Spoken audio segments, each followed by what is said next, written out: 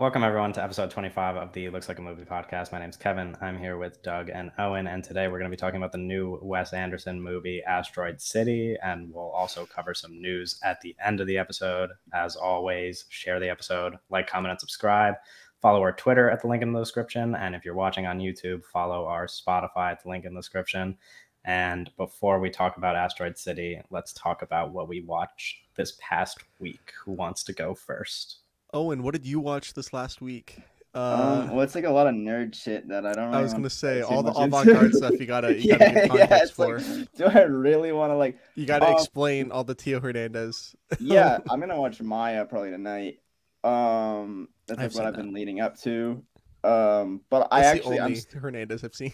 that's great. That's what I like. I like specifically asked people. I was like, what should I watch before I watch Maya? So I've been like kind of going through some certain things, but that's like the next thing I'm gonna tackle up. But I'm gonna start doing some Western stuff. I watched A Fistful of Dollars, and I'm gonna do all like the Sergio Leone stuff. Um, but yeah, I've been just I don't know. Me and Hardy watched some weird things. Like I watched The Meteor Man, which is this Robert Townsend like superhero film from the '90s. It's like it's not great. Like Bill Cosby's in it. It's bizarre.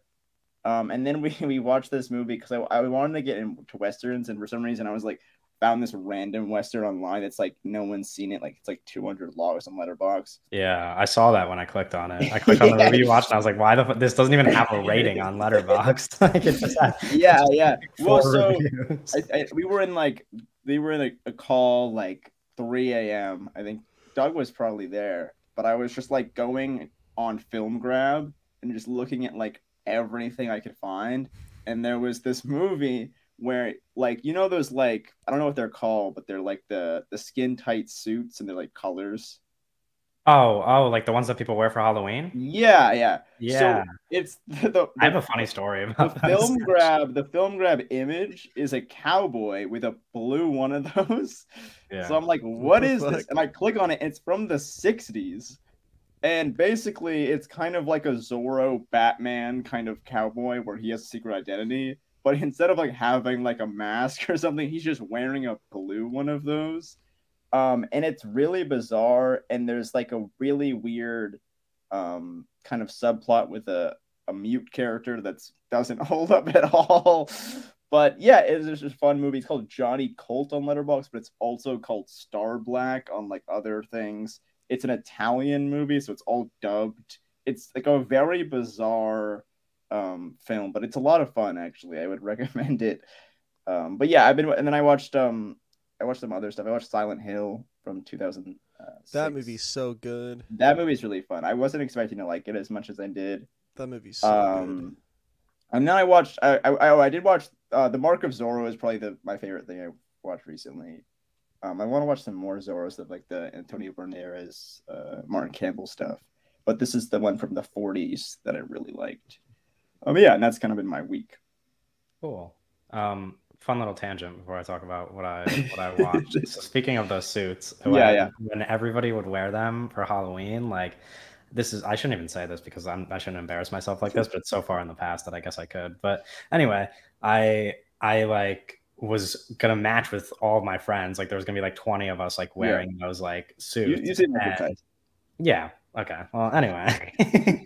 Anyway, they were like, "Yeah, no, just wear the suit and like you just gotta like just wear shorts." And I'm like, "Okay, cool." And I put shorts on under the suit instead of over the over the suit suit. Yeah, yeah. because I like in my head I was like, "Oh, I like yeah," because people are gonna want to see the suit, and I was like, Mhm. I didn't connect the dots, and you're supposed to wear the shorts over the suit so that people aren't staring directly between your legs, but I wore them under the suit, so they still just got compressed by the suit, and it was a very bad look.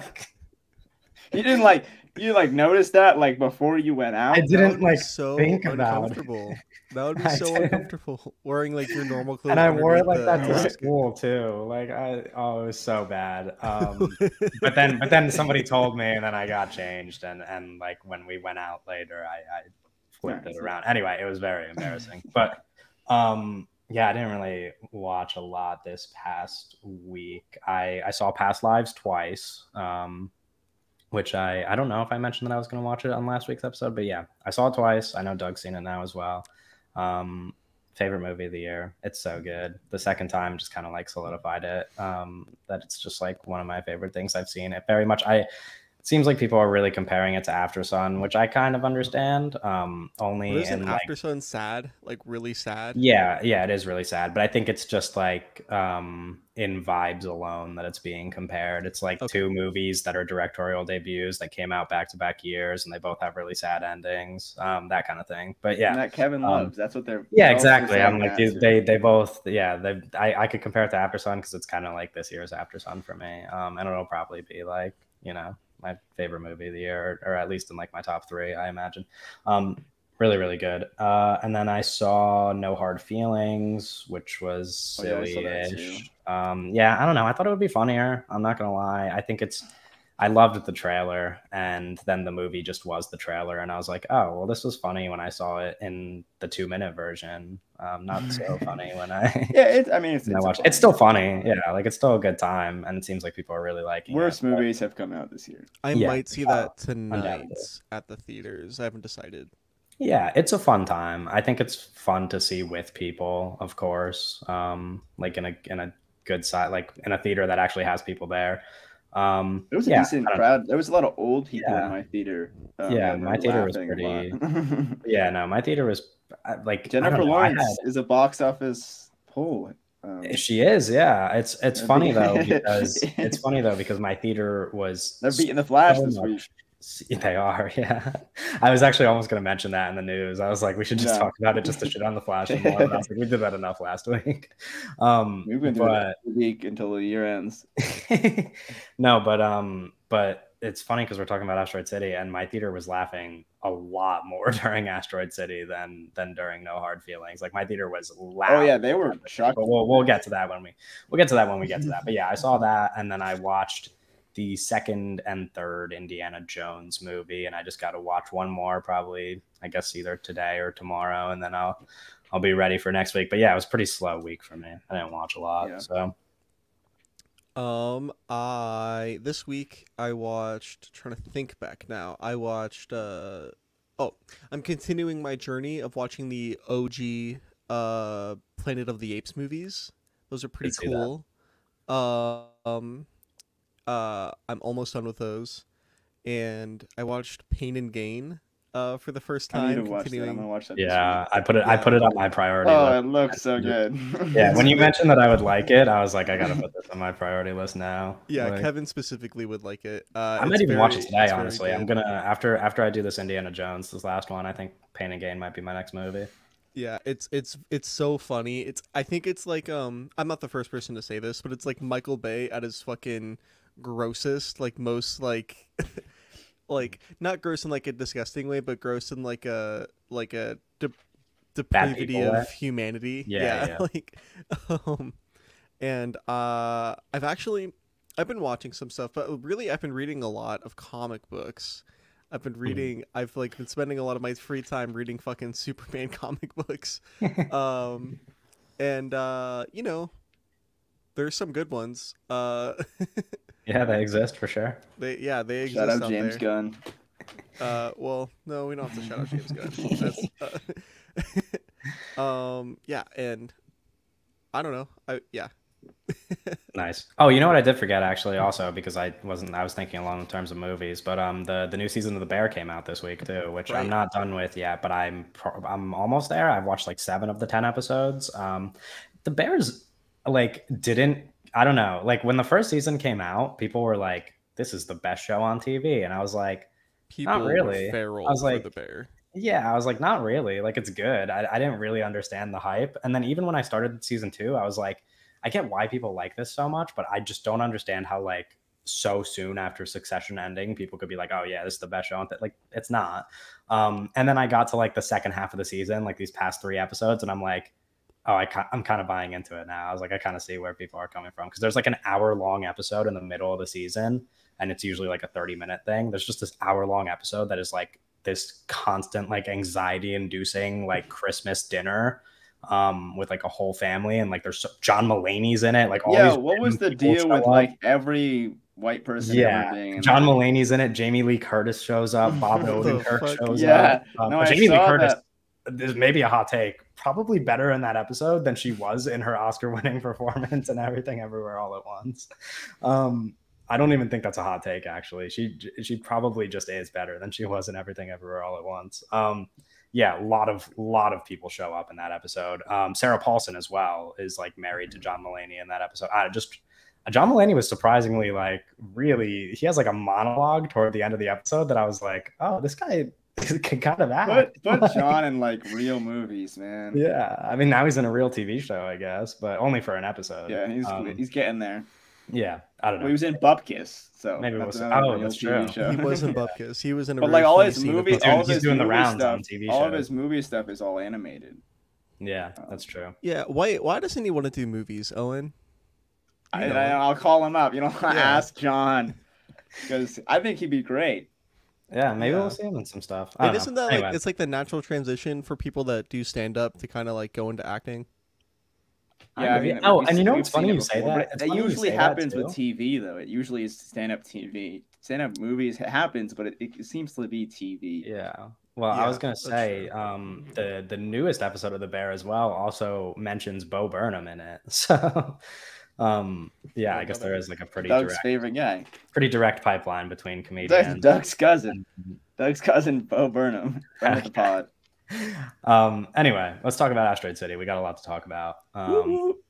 We all liked this movie, so it won't be as negative as last week, hopefully. Where do we want to start? Because there is a lot. So, how do you guys feel about the framing device of Asteroid City being? Also, don't listen to this if you haven't seen the movie. We'll spoil literally everything, probably. Yeah. And there's way more to spoil than you probably think there is if you haven't seen it. Yeah, very much so. So, yeah, okay. With that out of the way, how do you guys feel about the framing device of Asteroid City? And that framing device, if you are not aware, is that Asteroid City is a TV special. Yeah. Is a fictionalized TV special about actors working on a TV play. Mm-hmm. Mm-hmm. It's like one thing inside the next. Yeah, because it's like one of those Russian dolls. Yeah, like because like rewatching it a second time, I was like, oh, because like the actor characters are also in the movie characters still.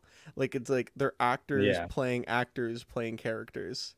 Yeah, and I was like, oh, what the fuck? Like, anyway, how does the framing device work for you guys? What are your thoughts on that? I'm making that kind of like the whole structure of the film. Yeah.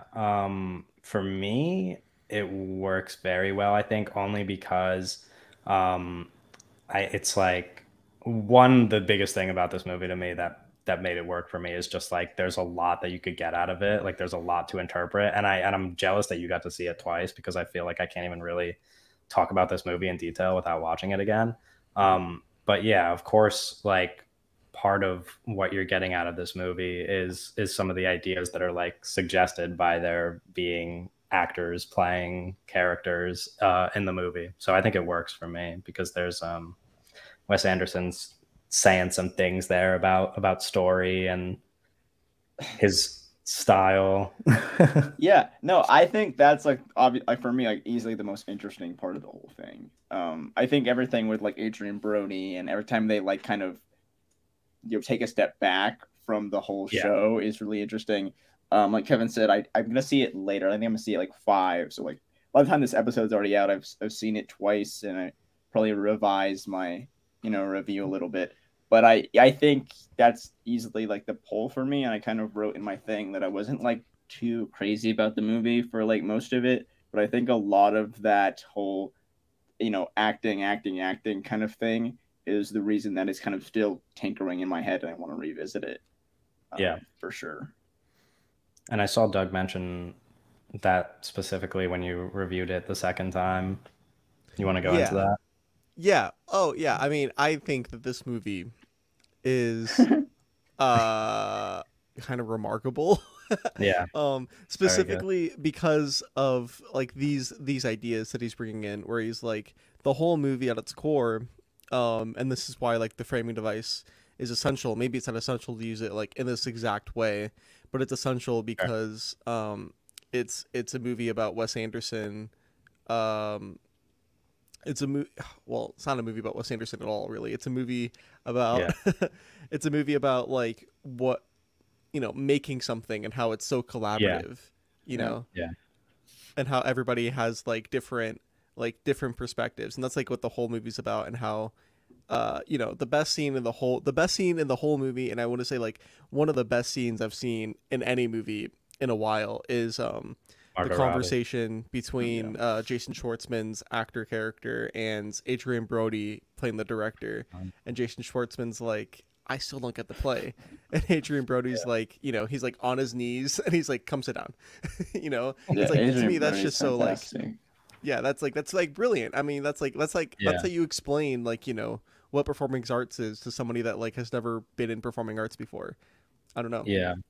How do you feel? Because I saw a tweet today that mentioned that like the I don't get the play idea, and kind of how like there's not like a YouTube like ending explained kind of thing for this movie, because there's just like so many interpretations that people could get out of it. I think, at least, like I saw that tweet and I was like, yeah, that kind of makes sense, because I don't think it's like, I don't think the movie is very clearly about just one thing. There's just like a lot of ideas crossing my mind as I watched it, and like as soon as I was trying to connect the dots on one thing, I was like, oh, there's also this thing going on, and it just bounces between a lot of them. I think people are going to get a lot of different interpretations out of this movie.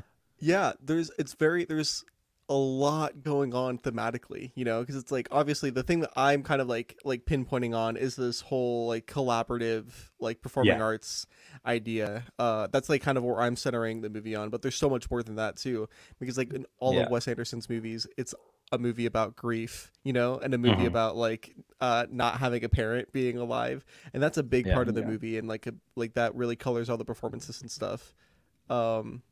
And it's a movie about like celebrity, and it's a movie about COVID. There's definitely some COVID stuff in there. Yeah. And I think there's also like, I don't know, maybe this just stood out to me. I don't think I could really like think about it in as much detail right now without having like seen it a second time and paying a bit more attention to it.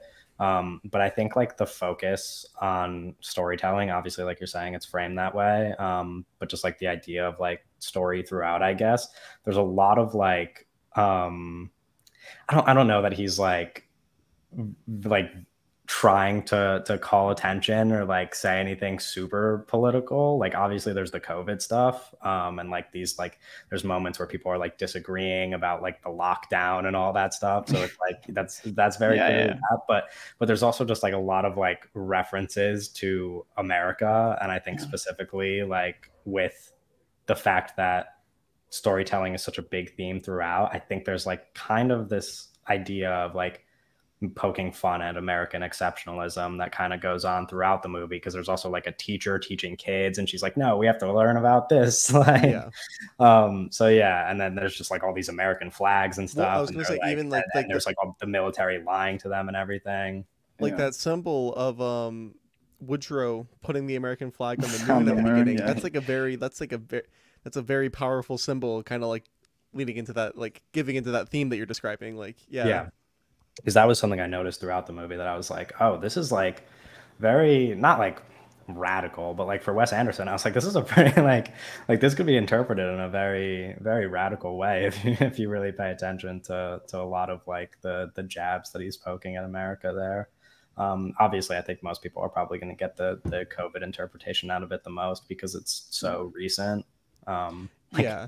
And they say quarantine like 50 times in the movie. It's kind of in your face. Yeah, it's a post-COVID movie that talks about quarantine the whole time. It's hard not to get that interpretation out of it.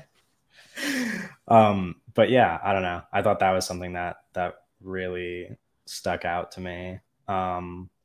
Any other ideas that we want to talk? Because there's a lot. And you mentioned grief as well. I feel like that's kind of maybe the, other than how the movie's framed, I think that's probably the most overarching idea, because it's focused on the stories of the main characters.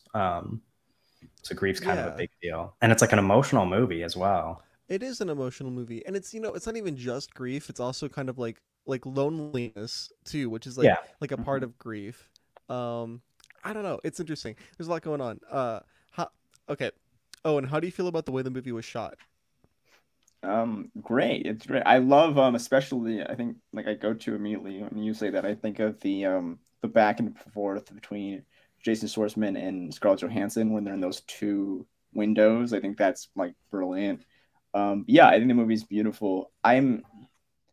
Yeah, it's like I mean it's kind of like it's weird because it's almost like this is what you kind of expect from Wes, like just for it to look great, and it does. So it at the same time it's almost like not blowing me away because it's just kind of, which is like in a weird way like weird because it's like yeah it's one of the best shot movies of the year, but it's like it's what we kind of expected for it to look like. But at the same time, yeah, it's brilliant. I'm not sure. It's like still a movie that I'm not 100% sure on. I like it. But it's I think comparatively to like because I like ranked it like very loosely or whatever. But I think the films that it's around, I think it's the most interesting, and I think it's the one that I think could I could like more. I have to revisit it. Yeah. But it's definitely interesting. Like I said in my Letterboxd review, I think this could be just kind of the most important film in his filmography in terms of just like what he's tapping into. I think like when you talk about earlier, I think the whole like Adrian Brody stuff I think is really interesting. Yeah. I love the marketing for this film because all of the trailers are just like for the Asteroid City play in the movie, right? Yeah. All the trailers are just about that. And then the movie, when you go, like, you see all the trailers and you're like, oh, I'm excited for this movie. It looks so cute or whatever. Then you, like, go to see the movie and you sit down in the theater, right? And the movie opens up with, like, a 4:3 black and white close-up of Bryan Cranston. Yeah. And the first thing he says is, Asteroid City is not a real place. And it's like, yeah. I could actually feel the confusion in my theater when that happened because I, like, saw people, even when the movie just opened on that, and I looked around, like, to the people around me, and I was like... Which I think I wouldn't want them to market it any other way. I think the fact that they did it like that is great. Because, like, it's like, oh, you have Margot Robbie in the cast, and you don't get her in a single bit of the trailer, and it's like, oh, it's interesting. That's an interesting one. Because like you really can't put her in the trailer. It's in like one scene. And people remember like, man, people really like had no idea what this fucking movie was about. Because remember all the theories that were like, oh, the people that aren't in the trailer, they're gonna be the aliens. And it's like, no, there was one alien. And what's his name? Jeff Goldblum. Jeff Goldblum. Yeah, and it was half. Which we need to talk about because that is literally like maybe the loudest I've heard a theater in so long was when the alien came down from the spaceship. People were having a blast when that happened. It was so fucking funny, dude. Like, it's so funny. And then even when it comes back, it like the joke's not even dead. like he came back and people like as soon as they saw the ship in my theater, people were just laughing hard as fuck already. I was like, this is genius. Like this is it's like what people have been saying. It's like an all-time silly little guy in a movie. It's like an all-time just like bit in a movie. Like it's like one of the funniest things I've seen in a movie. One Jason Schwartzman's character, takes the picture right, and the alien poses with the asteroid. Yeah. Dude, it was so good. That's great. And you think about that too, and it's like that's something that like in another director's hands could be like the corniest fucking joke in the world. Oh my god! Yeah. You give this fucking script. If you put that in a Marvel movie, it would be the most. Not Taika Waititi. You give the script to Taika Waititi, and it is the worst movie of the year, straight up. Like, yeah. Well, he would be the alien, and it would talk.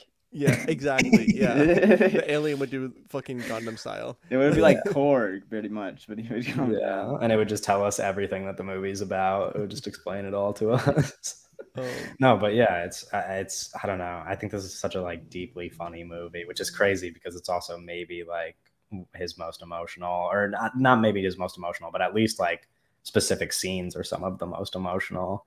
And I think part of that is like, well, I mean, because we talk about like people trying to find out the meaning of the play, and I think there's a lot of like stuff going on that doesn't make sense to characters that like makes it more emotionally impactful, because when you talk about like this idea of grief, it is like one of those things, especially like him having to explain it to his children who are like, I don't know how old they are, but very young children.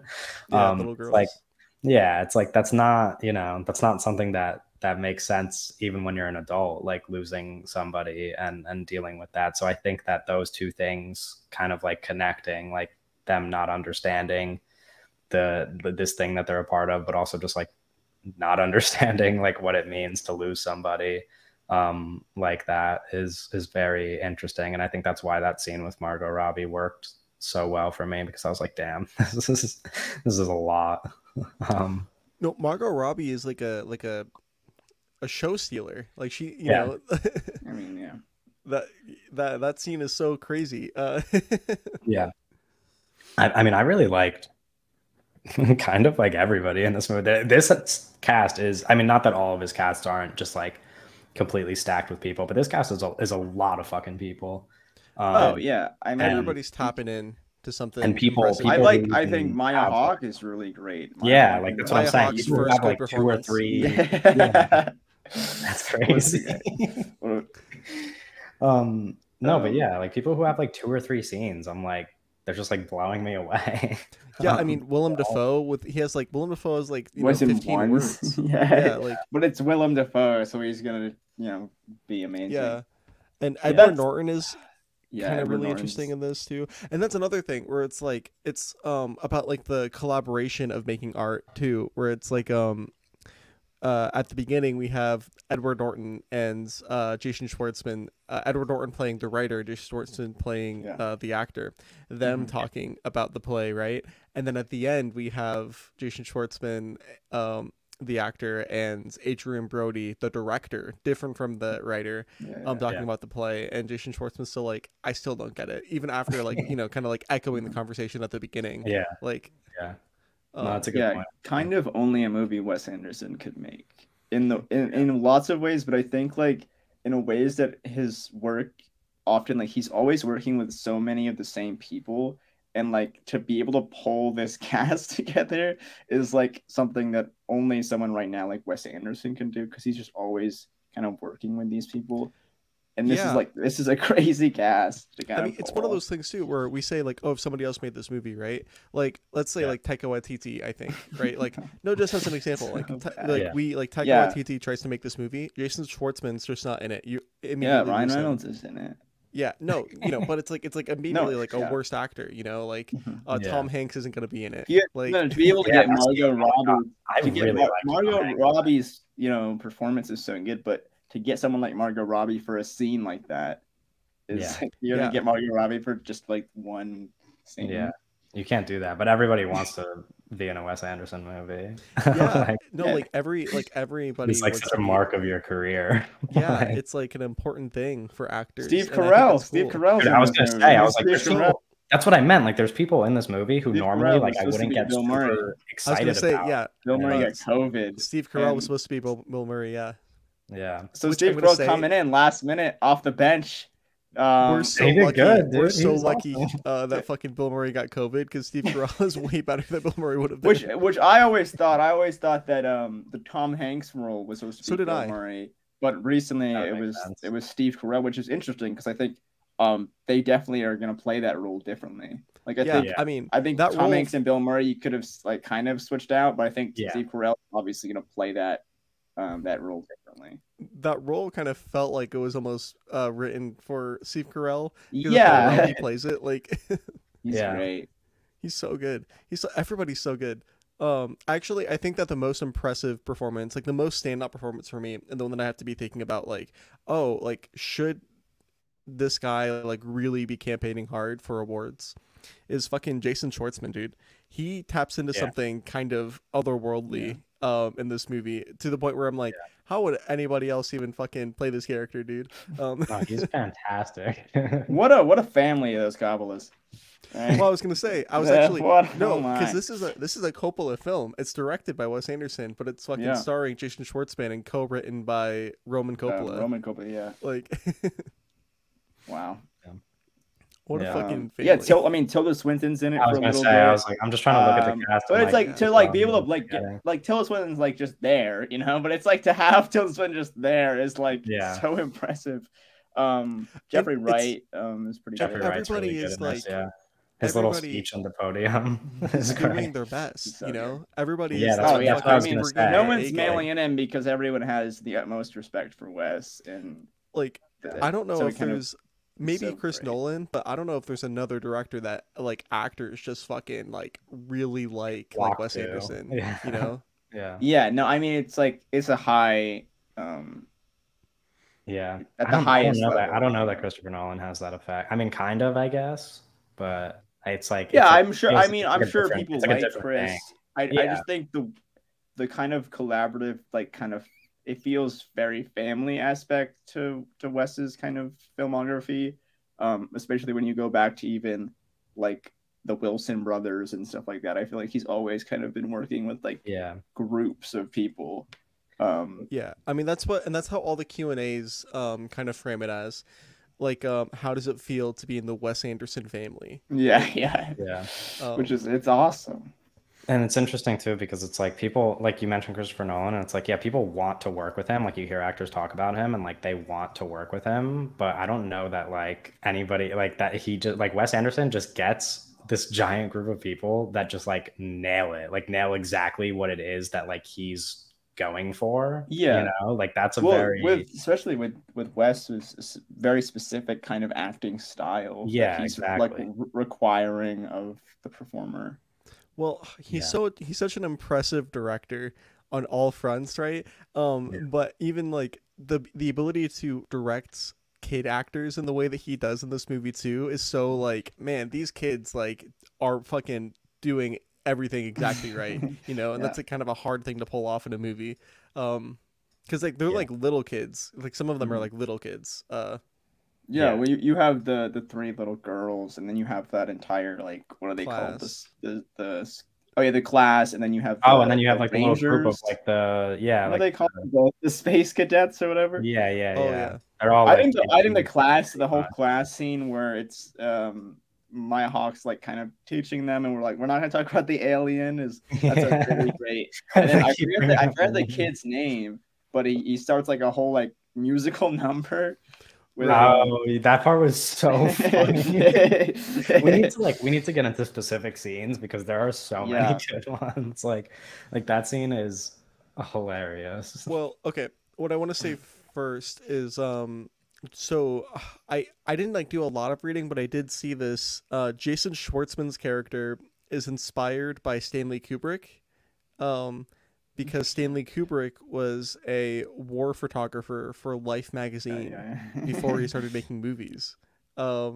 Interesting. That's funny. Yeah, that's another thing I didn't even mention when I was talking about like those like themes of like American exceptionalism throughout, is that the main character is like literally a war photographer. Like I didn't even think about that, but that's another like that's what I mean. It's just a movie that you got to watch more than once to really like connect all these dots. And even then, there's just a lot going on. So I don't know. Yeah, it's so thematically heavy. I want to say it's like, I don't know.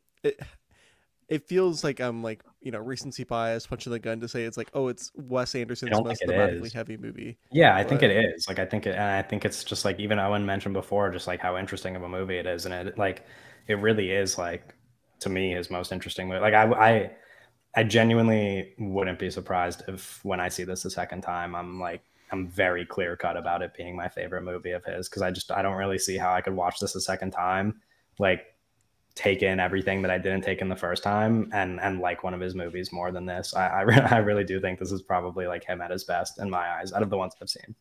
Isn't it weird that this is getting like a lot of mixed reactions? Yeah. Well, I don't think it's necessarily too weird. I think especially because like it's kind of a I wouldn't say a mainstream movie, but it's a big movie right now. Like a lot of people are talking about it, And Yeah. I think, especially when you talk about how it's marketed, I think it makes sense for people to reject it. I personally, it did not all work for me on first watch. Yeah. But yeah, I mean, it's a movie that I don't, for Wes Anderson in general, though, I feel like it makes sense for him to just be mixed to the general public. Yeah. He's just And that's very stylized, which is normally something that people are negative towards. Like people just don't like style really, yeah. especially like general audiences. Yeah, I don't know. I feel like people. I guess I don't know. My mind will just always go back to how the Grand Budapest Hotel was such a big movie, you know. Yeah. Yeah. I do no, I do think that like the general public could definitely take in his movies and enjoy them. Yeah, I mean, for I sure. think it's just like people. I don't know. Everybody like watches one of his his movies in general and like connects with different ones. Like you never really like see like a very clear cut order as to like You know, I you said know what this. I I mean? said Like this with a last lot of night. other I said, filmmakers, like you think of like we even mentioned Christopher Nolan before. It's like a lot of people's like list of how they would rank Christopher Nolan's movies. It's like you kind of expect to see like certain movies at the bottom, you expect to see certain movies at the top. Like you don't really get that out of Wes yeah, no, Anderson. I think There's like a Devin lot of sent people. is ranked last night, and I said something around the lines of like everyone's lists are pretty different. Yeah, Yeah, I mean, yeah, last night in the absolutely. in our Discord server, I mentioned how it seems like what's it like a dog I love dogs. Isle of Dogs. Yeah, I Yeah, said I mentioned how like Isle of Dogs seems to be like unanimously considered his worst movie, and like 5 people were like, "You're stupid." Yeah, I don't know. I'm not big on Isle of Dogs, but I know people really like it, which I yeah, say I posted a video on it. I know a lot of people like pretty much every movie that Wes Anderson has made is somebody's favorite Wes Anderson yeah, movie. yeah.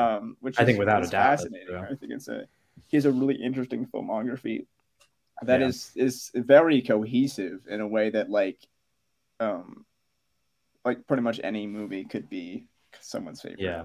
And Yeah, it's just like out of the reviews I've seen so far, just from people I know, like also just like pretty immediately, it's like I've seen both like sides of the spectrum where it's like a lot of people are like, oh yeah, this is my least favorite Wes Anderson, but I still like it. And then there's a lot of people who are just like, this is his best movie. Well, I think that's I'm happened gonna for be this. I think with French Dispatch that happened. I think like pretty much like the yeah. last few, it's like, oh, this Yeah, is his worst. Oh, this is his best. Like that's yeah, how of this like crazy this kind of scale is for Wes.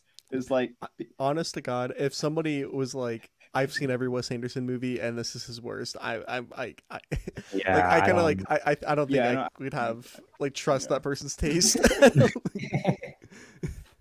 No, um, yeah, I would probably agree. I just think there's too much going on in this movie for you to be like this is his worst movie, especially so immediately. I think yeah, maybe that's like a strong reaction to it because of how much there is going on.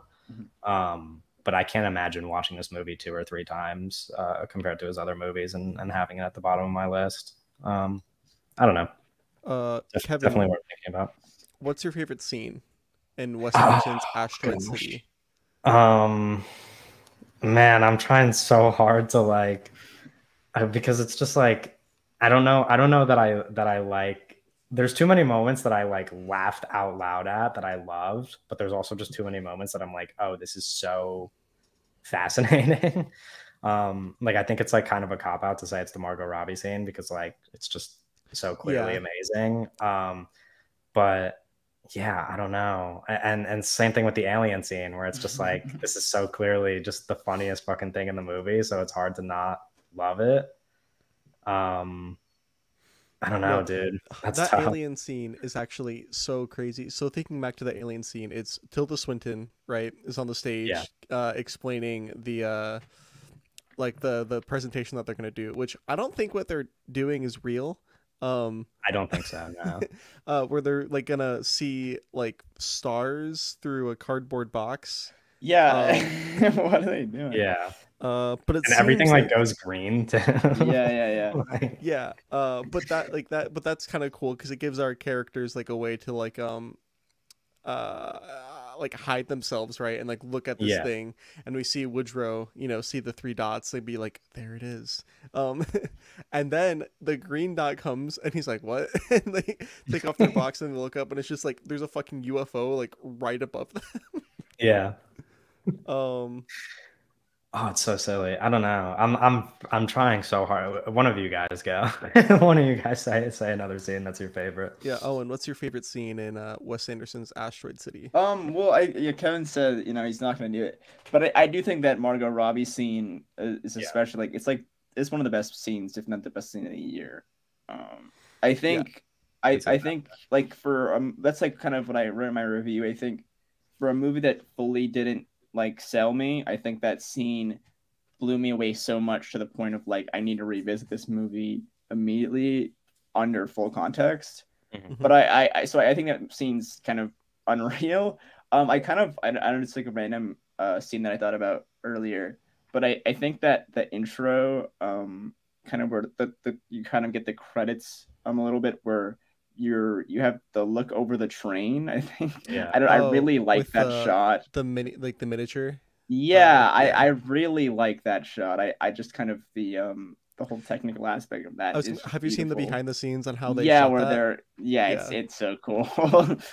Just because I've been kind of thinking about westerns a lot recently, and that kind of whole train thing is really awesome. I love that. Yeah, there's also that scene where like the black and white scene where they're like dreaming and the guy falls and like everything. Yeah, that I really like that scene as well. Where Jason Schwartzman he like stands up and goes, wait, what the fuck do they say? It's like you can't. Yeah, I don't remember the exact line. Oh yeah. You can't wake up if you don't fall asleep or something. Yeah.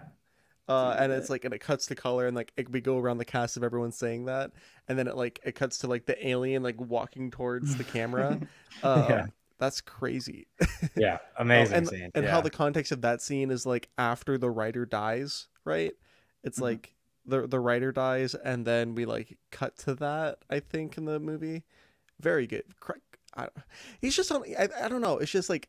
This movie is so creative on like this movie's more creative than fucking like every other movie you could go see in theaters like throughout this whole year, like it's like there's only 2 real movies out right now, and it's like this and Past Lives, which is like very awesome, but last week it was like this and The Flash and Transformers. And you know what I mean? Yeah, it's definitely like in the middle of the desert, kind of this oasis we got going on here. Yeah. Oh, you mentioned the desert too. Well, first we have to ask Doug what his favorite scene is. Doug, what's your favorite scene? Because I know you have one. Oh no, yeah, my favorite scene is right before the Margot Robbie scene. It's when the Adrian Brody. Yeah, it's Adrian Brody talking to the actor. I think that scene, that scene's the scene where I rewatched and I'm like, oh, this is just an all-time movie for me. Yeah. I was looking at Brody's filmography last night, and it's like I almost even in this movie, it's like he's so good and he works so good because he's in a limited thing, but I just kind of want him in everything because he's just kind of the best. Yeah, that's amazing, why dude. I like Darlene Limited like a lot, because I think he's just kind of in that a lot. I just think he's amazing. Yeah.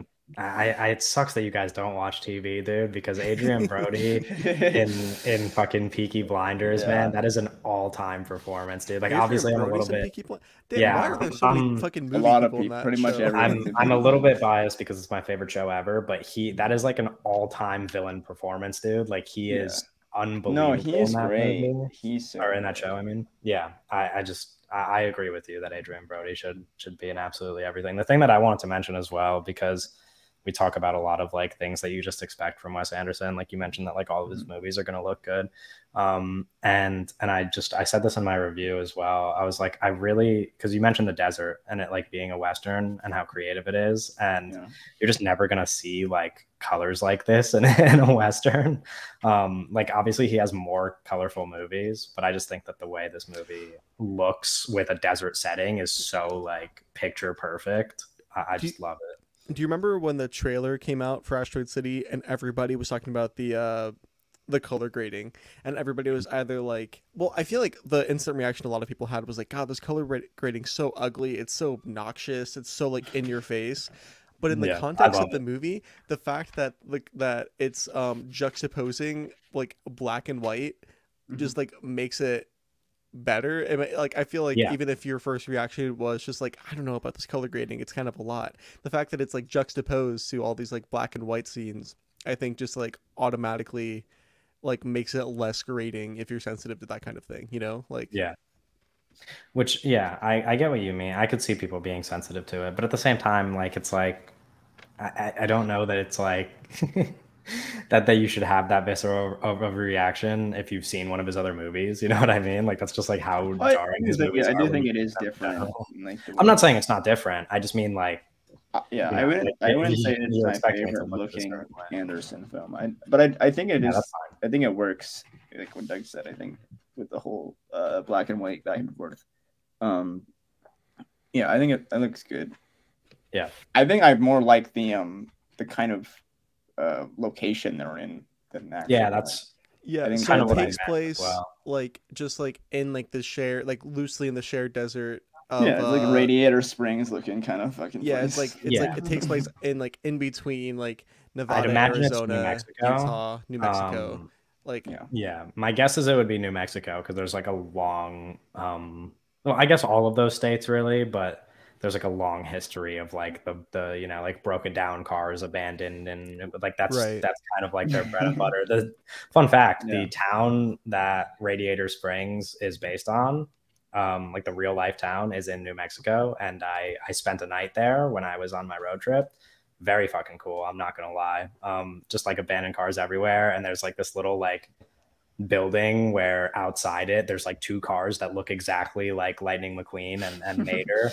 Oh yeah. Very fucking cool stuff. I'm not. There's like nobody lives there too. It's like a ghost town. Like half the buildings are like abandoned, dude. It's actually really sad. But What's anyway, cool about Asteroid City too is how um it's it looks like matte paintings, like a play, right? They look like matte paintings, but they actually shot fucking on location.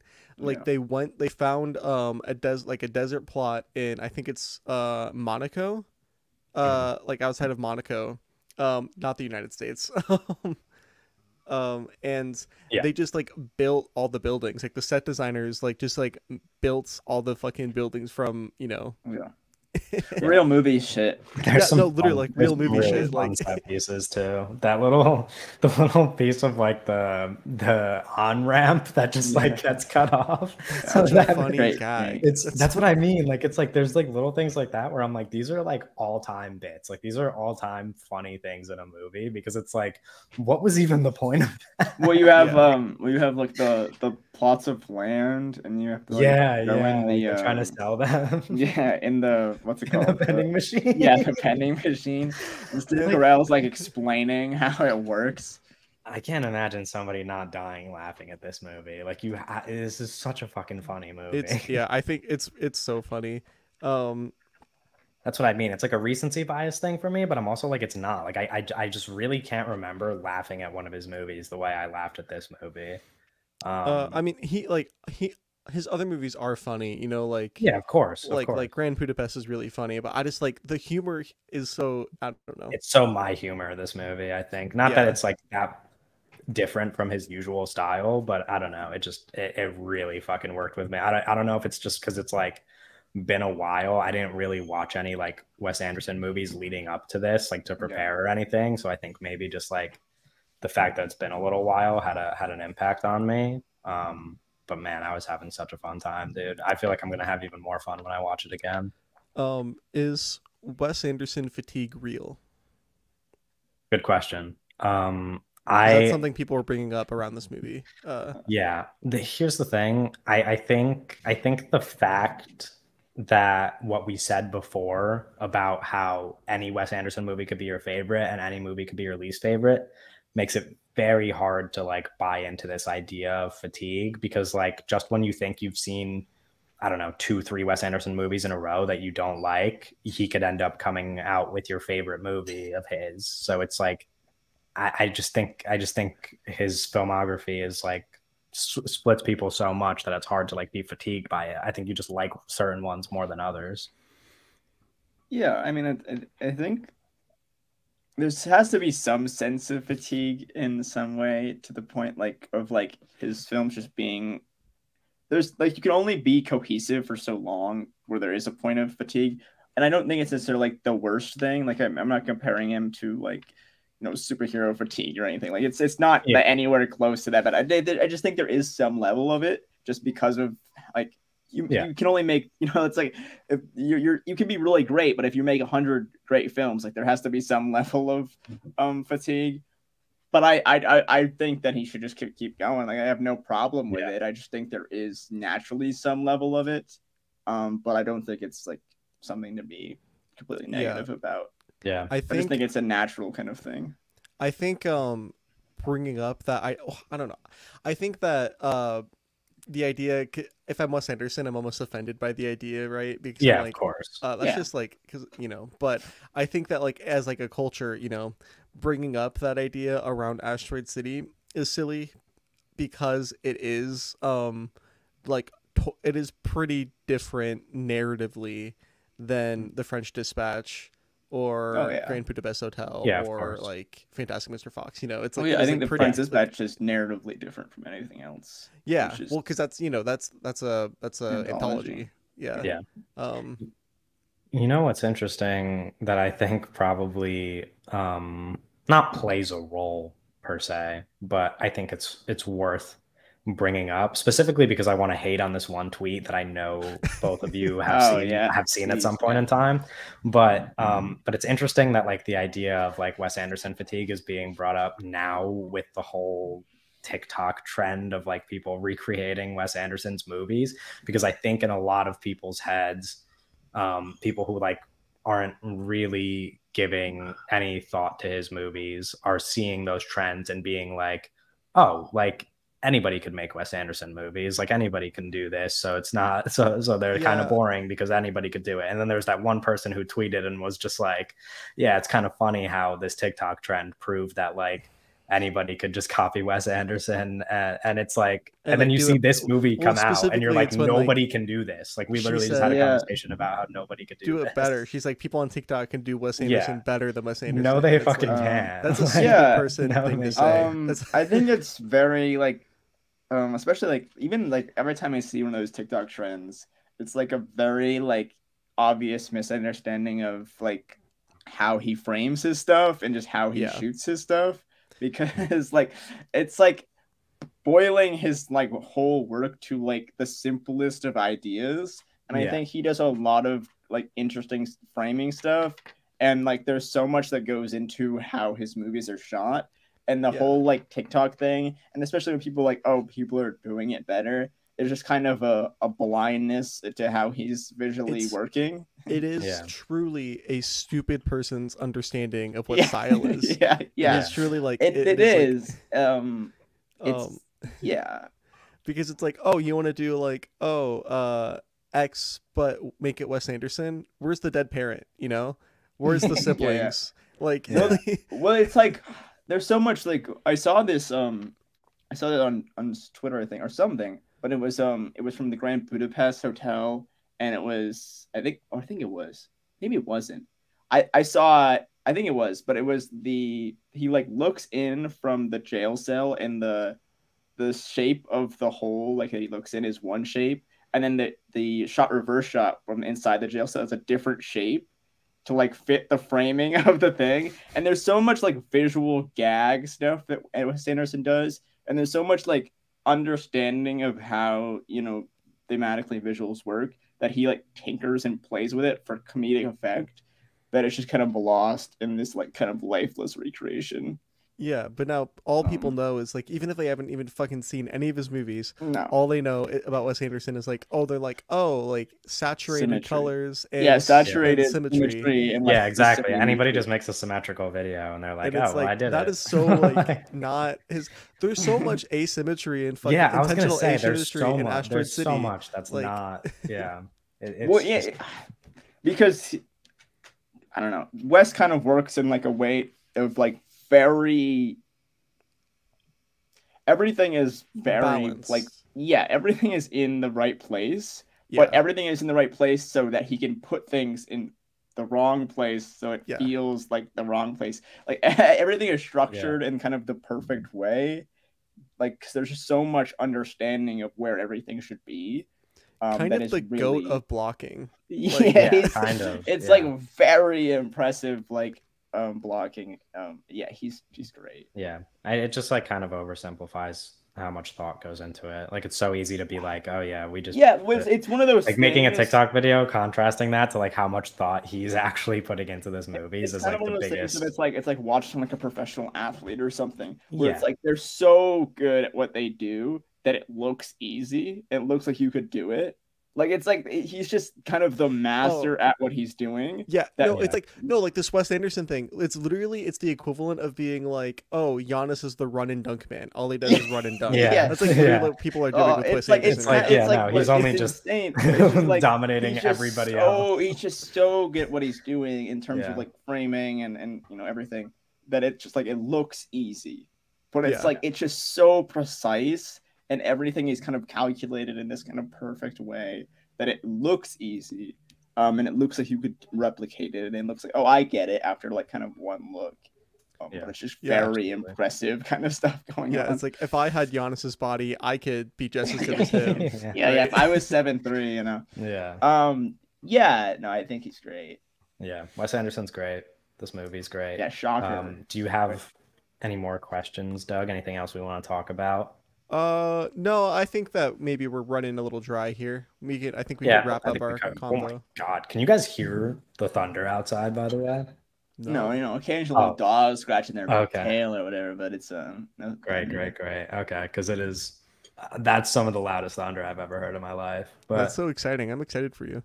Are you? You should go outside. I love storms so much. It's like they're doing the bomb tests outside, like they do in Asteroid City. What's gonna be the better nuke movie, Asteroid City or Oppenheimer? Yeah. I mean, now probably after Oppenheimer. Asteroid, yeah, I don't know. It's tough. I'm gonna give it to Op. Matt Damon's in that movie. I think there's a much.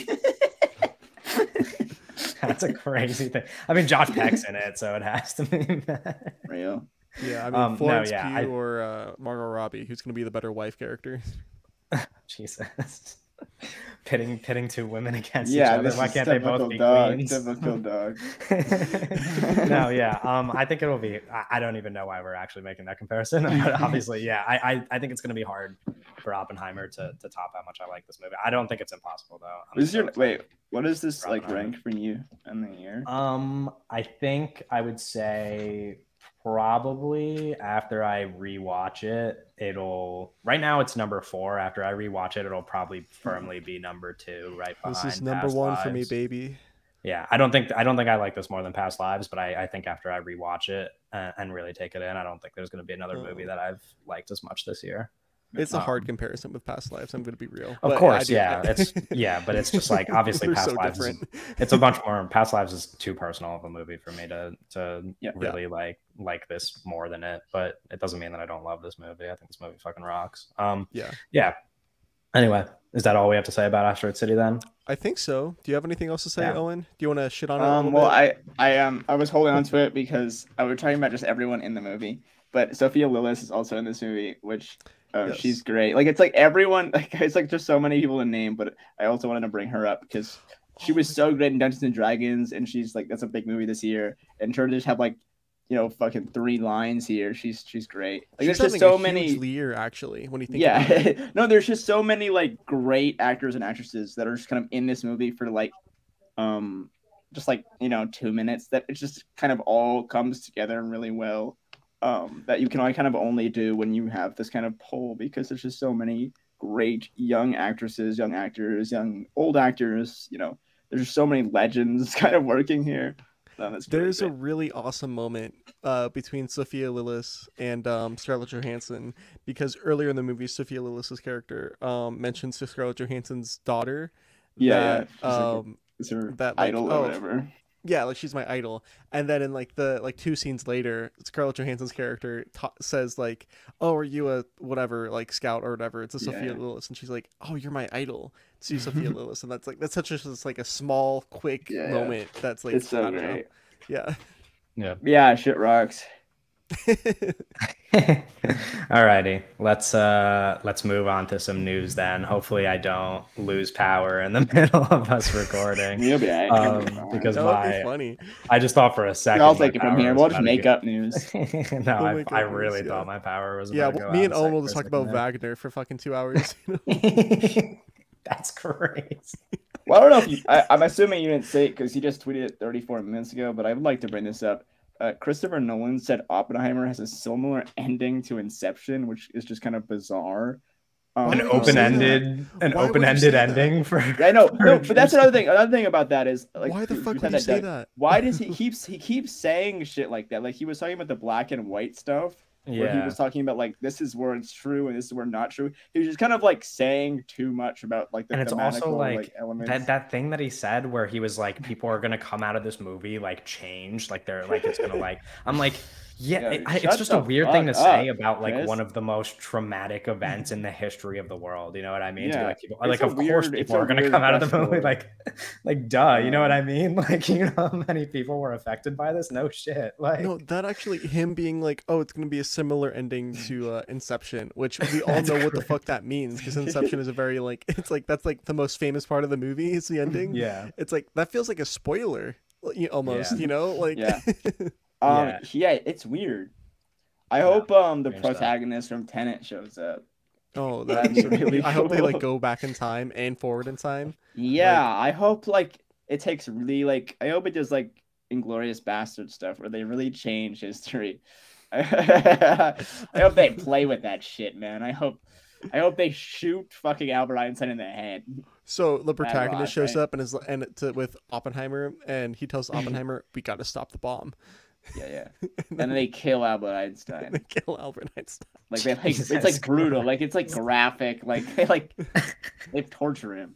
Yeah, we see like his like he like punches him and is like we see his fucking skull get like caved in. Yeah. And we're thinking like, how the fuck did they like do that? Like a fact that looks so real. Yeah, and then you find out later that guy's fucking dead. They killed him. Anyway, sake of art, you know. All right. First headline. Other than that Nolan stuff. Yeah, probably the biggest headline of the week so far. Other than the Russia Civil War. Sure, I meant the biggest movie headline. I did not mean news headline. Anyway, I mean this is the news section. So. This is okay. Well, this is the news. Multiple Across the Spider-Verse crew members have spoken out about bad working conditions that caused 100 artists to leave the movie.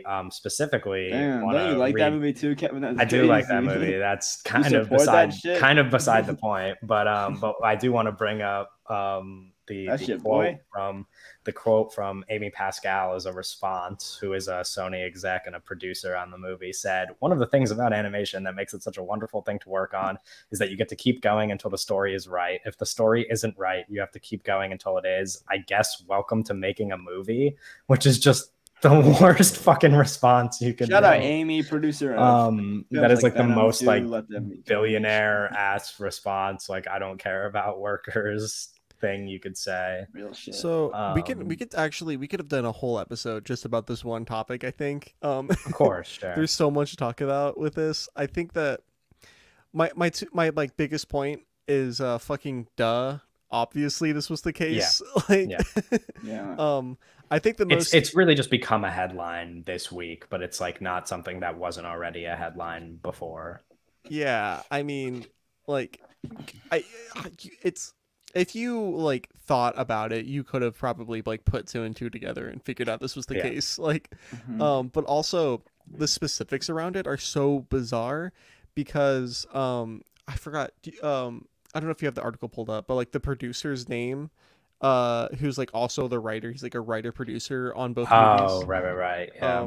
Fuck, I forgot his name, but he apparently had Lauren Miller. Yeah, something. Phil Lord. Phil Lord. Phil Lord. Yeah, it's Phil There you Lord. go. Phil Lord, who was not one of the 4 directors on the movie, apparently had full creative control during the process of making the movie, to the point where he was like overriding directors' notes to the animators. Yeah, I heard the directors like didn't even like this complaint specifically almost doesn't relate to the directors, because they even mention like that they were just under his like guide completely. Like he was making every creative decision, and they. Well, it's pretty obvious that those directors were kind of pawns, kind of based off like their previous work and stuff. It felt like very much like an MCU kind of thing. Well, one of them is the right. No, is one of them the sole director? I think. Well, it's like those guys were they understood animation. Yeah. Where Phil Lord and Chris Miller kind of don't. That's the big thing. Like, Phil Lord doesn't get animation. They're like the writer guys, the idea guys, they're the funny guys or whatever, but they don't understand how animation works, so they couldn't direct those movies. So they brought in like animation like guys pretty much to understand how the animation stuff worked, and then they kind of told them what to do pretty much. Yeah. And what the article like says like Phil Lord was like doing, it's not like abusive is a very strong word, right? It's more so it's like it's very unorganized, very bad and like a inefficient. It's super inefficient. They made this movie like the least efficient way possible, because it was basically like he was. Again, I'm not an expert on animation, and I'm not an expert on this like specific styles of animation they were working in, but it's like my understanding is that they were asking, Phil Lord was like asking the animators to do something right now that they were not able to like visualize, so they were basically like shooting at the hip to like make something, and then they would render it, which takes time, and then after it gets rendered and like Phil Lord sits down and watches it, he's like, oh, this is wrong, you guys got to do it again. And that would happen like for like every single scene, and it's like, Jesus and Christ, a lot of those like dramatic changes are things that happen early on in the process, but this was happening like until the movie was made. Just like them scrapping things. Well, that's the thing too, where it's it will get pushed back. No, it's like not going to come out next year at all. I mean, Haley Seinfeld already said that she hasn't like she hasn't recorded anything. She might not have even seen a script. Like it's so over for those bros. Yeah, like it is like, it's like that movie might come out like 2025, because like part of the article is like some animators came out and said like they haven't animated anything really for the next movie at all. They said the only stuff that they have is like the stuff that was already left over from when they decided to like split it into 2 movies, which is really bizarre. It's weird. It's weird, especially because of how technically impressive the movie is. Like the movie is so like it looks so good and everything, and it's like performed really well. It's weird that it was made like this. Like what the fuck? Absolutely. Well, it's also weird that they like kind of had this whole like part 1 part 2 plan, and like didn't really make part 2 at all.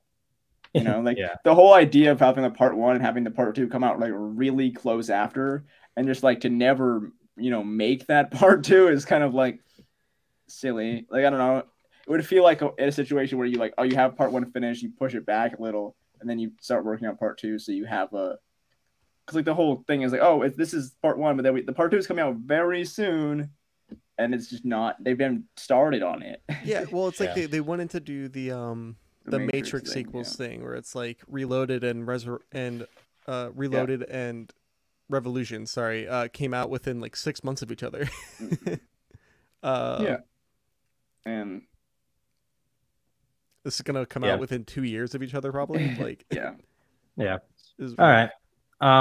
Next up, story that I think we're all pretty excited for, but I imagine Doug is probably more excited than both of us about this. Chad Stahelski says conversations about an Oscar category for stunts have taken place in the last couple of months between the Academy and stunt coordinators. So we might be getting a best stunt category at the Oscars. And someone, I forget who it was, but someone said it might be as soon as even 2 Oscars from now, like the Oscars after the next one.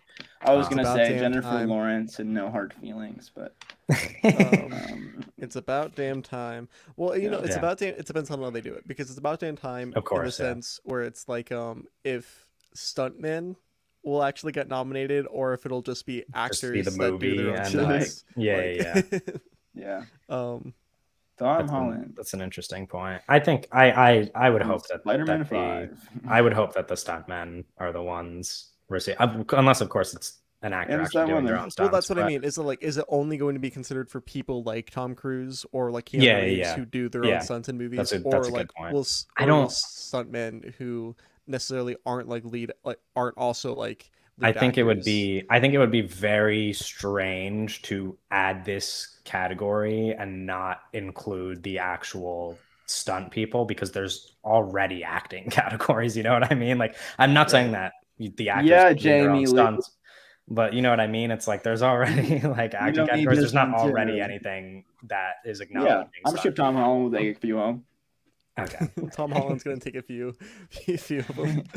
Tom Holland versus Tom Cruise every year. If this category had existed for like, this is the Jackie Chan category. I was gonna say who would have the most wins if the Jackie Chan would have 15 best stunt Oscars. That shit would rock. Yeah, they should call it the Jackie Chan Award for that. No, it would be like Jackie Chan would win it every year up until he kind of like stopped making movies and like kind of like stopped doing. This is like when they just added the Eastern Conference MVP and LeBron has 0, but he should have like fucking $1 million, like 40. Yeah, no, it's like that's literally like that, but with Jackie Chan in this fucking category. That's award for years. Yeah, but we're all excited for this. I mean, it's good. I feel very strongly about stunts in movies. Yeah, even just more Oscar categories in general. There's definitely things that are worth acknowledging. Might as well. Stunts is kind of... No one's watching that shit. Okay, but yeah, stunts are just like a big thing that definitely should have an Oscar category already. What's next? Next up, we got a number of casting things related to Paddington 3. Rachel Zegler and Olivia Colman joining the cast. Favorite. And Sally Hawkins is being replaced by Emily Mortimer. Who's directing this movie? Some bum. It's not what's his name anymore. It's not Paul King. What happened was Paul King and Sally went and go make Wonka, which is gonna rock. Oh, was she gonna be in Wonka? Yeah, she's in Wonka too. Oh, that makes sense. So she's not in Paddington. Which it's like I think the Wonka Paddington 3 trade is a trade that I'll make any day, but I wish I got both, you know? Yeah, it's unfortunate. Because it's also like you kind of wish that, like, I'm sure all the Paddington heads out there kind of wish Paul King stayed with Paddington. Yeah, it's like I wish we got a cohesive trilogy, but it's really like, you know, I'll check it out. I'll watch it, but it's like, you know, you'd have loved to see Sally Hawkins and Paul. It's not even like Sally Hawkins is not even in it. It's like she's getting recast. Yeah. I wonder if they're gonna like play it off like it's the same character, because that could be weird. I think they are. I think they are, because they're because she's filling in for the same character, so I don't think they're gonna. Yeah, you have Rachel Zegler. I think Olivia Colman is very much like kind of a perfect Paddington actor. Well, that's the thing. It was like, oh, we got Olivia Colman, and then like 3 hours later, it was like, oh yeah, Sally Hawkins is not in this movie. And Sally Hawkins is like one of the best parts of Paddington 2. There's so many great parts like in Paddington 2, but I think Sally Hawkins is really great. And to lose her is big, especially Paul King. Yeah, absolutely. And I don't know how true it is, but apparently Rachel Zegler is going to be playing a pretty big role in this movie, like maybe even just the main non-Paddington character. That sucks. So yeah, I know they said that Olivia Colman's character is like a hotel manager. Well, it's like Paddington's returning to the wild, his homeland where he was born. I don't know. So we'll always have Paddington 2, and we'll always have Wonka. But this one might be the worst one in the trill. Yeah, maybe. I don't know. I'll still be excited because it's Paddington, but yeah, You'll be still excited it's because harder. it's Rachel Zegler. Yeah. No, not for that. No. Olivia Colman, yes, but Paddington no, I 2 mean, is if Rachel kind of Zegler's like good in it, Paddington 2 is kind of like the weirdest like culmination of like energy. It kind of works so well that it's kind of weird to even make another one, but yeah, but you knew it was gonna happen. Oh yeah, I mean, Like, but I just wish it was. It's like, yeah, it happened. It had to be Paul King and Sally Hawkins, you know. Yeah, I get it. All right. If you're gonna run back, you know, if you're gonna Yeah. run it you back, gotta you have, need you to gotta have the run same back team. with LeBron, you know. I just think it's like you're not gonna just run it back with some random guys. It's like, what did Steve Kerr say about like before the season ended when he was like, if we don't have Draymond on this team next season, then we're not winning a championship. Yeah, it's like, yeah, it's almost like doing a Paddington movie with another bear. It's like, this is a basketball reference filled episode, by the way. I think we made more basketball references this episode than in all the other episodes combined. Next piece of news, though, is maybe something that will make it up to Owen for no Paul King in Paddington 3. We got M. Night Shyamalan's next movie, Trap, a psychological thriller set at a concert that releases in August of 2024. Yeah, and also to go along with that, M. Night Shyamalan's daughter, Ishana, is having her feature directorial debut come out in June of next year. It's called The Watchers, and Dakota Fanning and Georgina Campbell are starring. Oh, shout out to Dakota Fanning. This is the beginning of the Night Dynasty. It's going to be the family that rivals Coppola. They will do it too, I swear. Are you excited for that? Or obviously you're excited for M. Night's movie. Yeah, no, I want to watch the show, the Servant show, because I know she directed some episodes in that. She's very young, by the way. She wrote. Yeah, she like our age? She is younger than me. She is 22 years old. Oh, yeah, no, like it's okay. Yeah, I'll definitely check it out. I want to watch that show though too, because I know she worked on that. But yeah, M. Night's Trap will be the best movie of that year. I'm excited for that. I'm excited to learn more about it because we really don't have any, because they haven't started shooting. They don't have a cast. That will be big. I'm excited. Like the first cast drop news thing for Trap will like shatter my day. You know, I wonder if it's gonna be like the kind of like big news that came out when Batista was cast in Knock at the Cabin, because it's just like bring it back. No, like unexpected. Like, you know what I mean? That shit would rock. No, but I'm just like, you know what I mean? Where it's like an actor that somebody wouldn't expect. Concert. That's what I'm saying. I need to know what kind of concert it is. It's like because that will like news like, oh, Playboy Cardi is going to be cast in Trap playing himself. Is there an artist who already acts that would make sense? Mid-sized sedan. Kid Cudi, but Kid Cudi concert doesn't make any fucking sense. Yeah. Do it.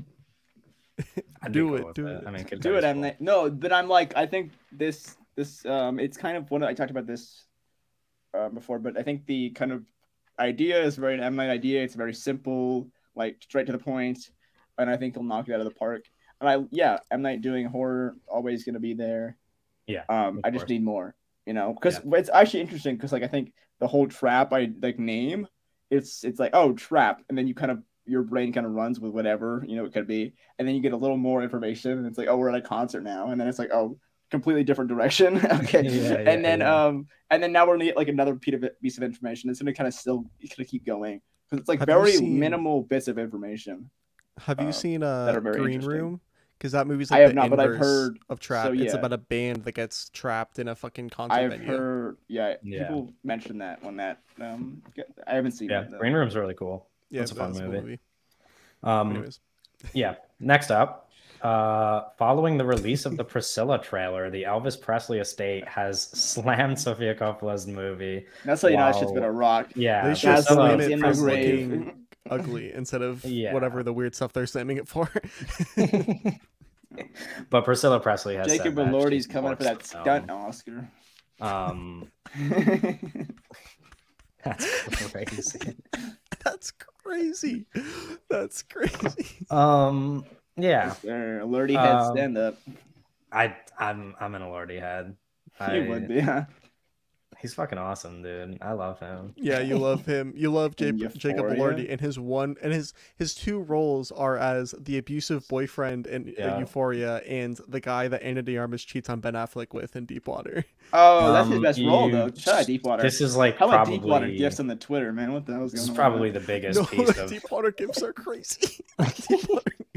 It's like I don't think any of those people have even seen the movie. It's kind of like it's kind of like the Southland Tales TikTok audio where it's like I'm the only person who knows what this fucking thing is. Yeah, I keep seeing that GIF come up, and I'm like, this is a stupid joke. And I'm like, I've seen this movie. I'm the only person that likes this movie. Shout out Deepwater. Yeah, imagine if everyone who tweeted that movie watched Deepwater and rated it 5 stars in Letterboxd. Let's get it. Deepwater to the top 100. Hashtag Deepwater to the moon. Top 250 Deepwater. Yeah, no, me and Owen. We have to start doing the Deepwater revisionism like they're doing with Death Note right now on film Twitter. Yeah, shout out. Death Note's good. I saw your tweet where you said those exact words. Yep, that's all I'll say.